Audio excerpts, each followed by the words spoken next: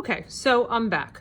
So the 4 student specimens numbered 1, 2, 3, and 4 to maintain student privacy. Note they all have pipettes that are numbered that correspond to the specific specimen, so we don't want to cross-contaminate.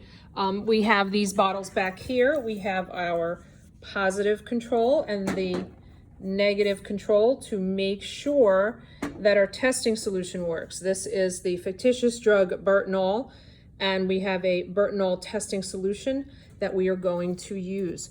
So I went ahead and I put 5 drops of the positive control, the negative control, and all 4 student specimens in the chem plate well.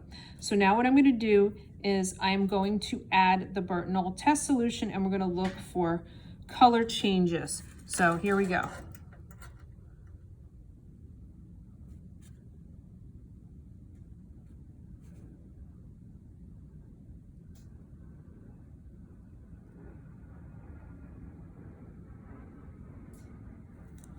Okay, so we're gonna let those mix a little bit. Okay, so let's take a look at this. So clearly our positive control has turned pink, and you can see that there is a little bit of a precipitate in there. There's a dark pink dot in there. The negative control has stayed negative, so that's good. So that means our testing solution works.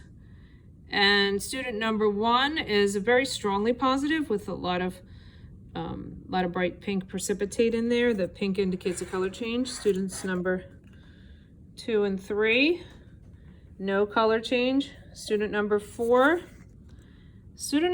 has a color change, but you can see that it's definitely not as strong as student 1 or the control. But we can see that we have results here to be recorded. So at this point, you should record the results on the chart and then answer the questions that follow and hand in the lab. And of course, if we were doing this for a real drug screening test, there would be some safeguards in place to prevent adulteration of the sample. For example, you go to a testing center to get this drug test done, and what you do is you go into the bathroom, they give you the cup, and they make you stow your belongings somewhere else so that you can't bring in something in your bag. And then they also tell you that you have 3 minutes and you have to bring the specimen out before you can flush the toilet and wash your hands. And they also have a temperature sensor right on the cup so that it takes the temperature of the urine, and it should be body temperature. If it's not body temperature, then you probably brought it in with you and you're trying to pull a fast one. So they have those safeguards in place to make sure that they're actually getting urine that came freshly out of the body.